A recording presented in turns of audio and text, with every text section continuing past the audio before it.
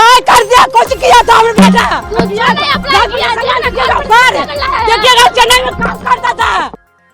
पटना में एक बड़ा एनकाउंटर होता है। बताया जाता है कि इसके तार गोपाल खेमका हत्याकांड से जुड़े हुए हैं, लेकिन इसी विकास उर्फ राजा के एनकाउंटर के बाद अब उसकी मां का बड़ा बयान सामने आता है। दरअसल पुलिस मुठभेड़ में मारे गए आरोपी विकास उर्फ राजा की मां ने कहा है कि मेरे बेटे ने आखिर क्या किया है, वो चेन्नई में काम करता था। विकास उर्फ राजा पटना के व्यवसायी गोपाल खेमका हत्याकांड के आरोपियों में से एक था, लेकिन राजा की मां कहती है कि मुठभेड़ ही फर्जी है। राजा चेन्नई में काम करता था, उसकी कोई गलती नहीं है। पुलिस ने तो उनका एनकाउंटर कर दिया है। क्या कर दिया? कुछ किया था हमने बेटा? आरोप ये लगा था कि उन्होंने हथियार सप्लाई किया। देखिएगा चेन्नई में काम करता था। चेन्नई में काम करता था। काम करते थे राजा? राजा क्या काम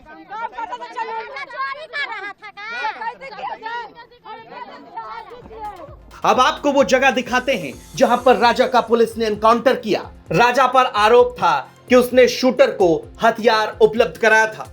हम उस ग्राउंड पे हैं जहां पर बीती रात मुठभेड़ हुई और आपको दिखाते हैं। देखिए ये ईंट भट्ठा है, मतलब ईंट बनाने की जो जगह होती है वो है, और यहाँ देखिए पुलिस की मौजूदगी है इस वक्त। लेकिन यहाँ सहयोगी नदी में आगे आकर दिखाएं, यही वो जगह है नेहा जहां मुठभेड़ हुई विकास उर्फ राजा के साथ साथ पटना पुलिस और एसआईटी की। और देखिए मार्कर के जरिए बाजाबता यहाँ पर पुलिस ने ही मार्कर लगाया है ABCDE, मतलब ये कहा जा सकता है कि कई गोलियां यहां चली हैं और इस पूरे इलाके को चिन्हित किया है एनकाउंटर के बाद पुलिस ने। और यहीं पर जो विकास उर्फ राजा है वो छिपा हुआ था।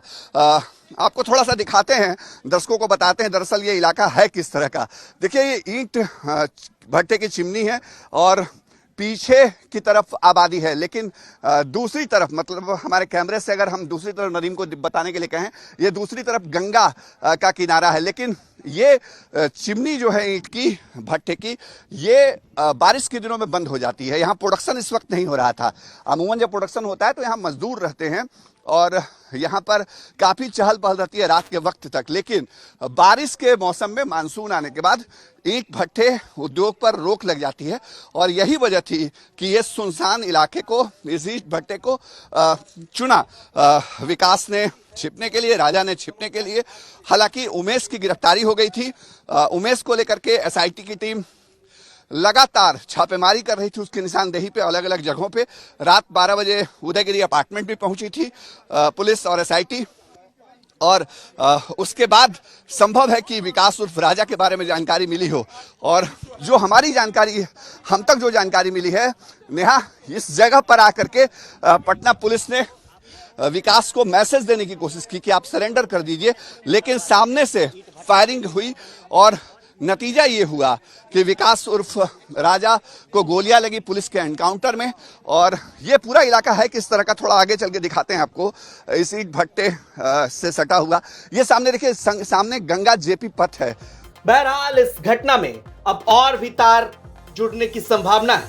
देखना दिलचस्प होगा कि राजा की मां का आरोप सही है या फिर पुलिस इस मामले में कोई बड़ा खुलासा करती है। ब्यूरो रिपोर्ट, बिहार तक।